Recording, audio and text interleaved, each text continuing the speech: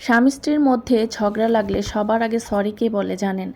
দুজনের মধ্যে সবচেয়ে বেশি যে ভালোবাসে, আর তার মধ্যেই হারানোর ভয়টা বেশি কাজ করে, সংসার ভাঙার ভয়টা কাজ করে।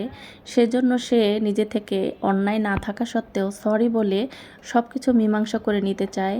আগের মতো দ্বিধাদ্বন্দ্ব যেন না থাকে, মিলেমিশে সংসারে দুজনেই একসাথে থাকতে চায়।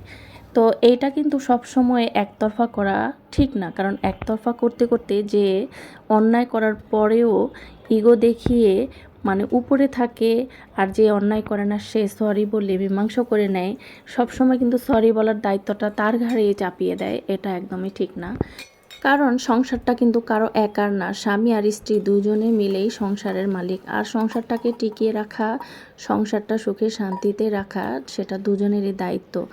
অনেক সময় নিজের অন্যায় হলে নিজে ভুল স্বীকার করা উচিত, আবার অনেক সময় অন্যায় না হলেও স্বামীর এগিয়ে আসা উচিত, বা স্ত্রীর নিজে থেকে ইগো ভুলে গিয়ে সরি বলা উচিত। এটাই হচ্ছে ভালোবাসা, এটাই হচ্ছে কম্প্রোমাইজ। যেখানে বেশি ভালোবাসা সেখানে বেশি বেশি কম্প্রোমাইজ থাকা উচিত, আর সেখানে সুখ শান্তি অবিরাম থাকে। তো যাই হোক, আমরা ঝগড়া লাগলে একে অপরের প্রতি ইগো দেখিয়ে দাম কমে যাবে বা মূল্য থাকবে না এই ভেবে দূরে থাকি, বা কেউ আগে থেকে সরি বলি না।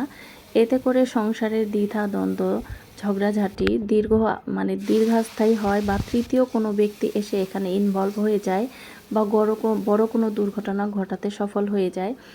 তৃতীয় ব্যক্তি একদমই ঢুকতে দেওয়া যাবে না। স্বামী স্ত্রী একটু আধটু লাগবেই, কারণ দুটি দেহের দুটি আলাদা মনের মানুষ। সব সময় যে মিলেমিশে থাকবে, একে অপরের সাথে ঝগড়া লাগবে না এমন কোনো কথা না, একটু আধটু হবে। আবার এখানে যদি কোনো তৃতীয় ব্যক্তি না আসে বা অন্য কোনো মানুষের কানে এটা না যায়, কেউ কিন্তু এখানে নাক গলাতে আসবে না, আবার এটা নিজে থেকেই মিটে যায়।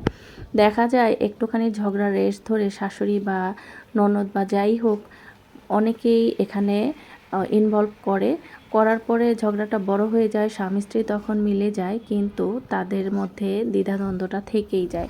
সেই জন্য আমি বলি, ঝগড়াঝাটি মারামারি কাটাকাটি যাই হবে না কেন, রুমের ভিতরে হবে। আবার মীমাংসাটাও নিজেদের থেকেই খুব তাড়াতাড়ি করে নেবেন, তাহলেই হবে সুখের সংসার।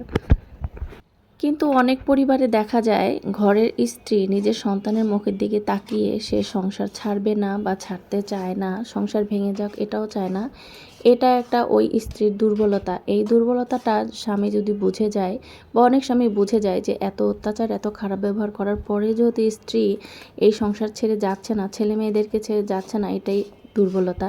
ওই দুর্বলতার রেশ ধরে বা ওই দুর্বলতাটাকে হাতিয়ার হিসেবে ব্যবহার করে স্বামী যদি স্ত্রীর প্রতি খারাপ ব্যবহার করতেই থাকে, অবহেলা করতেই থাকে, এটা এক ধরনের স্ত্রীর প্রতি অবিচার হয়ে যায়, আর এটার ফল কিন্তু একদমই ভালো হয় না।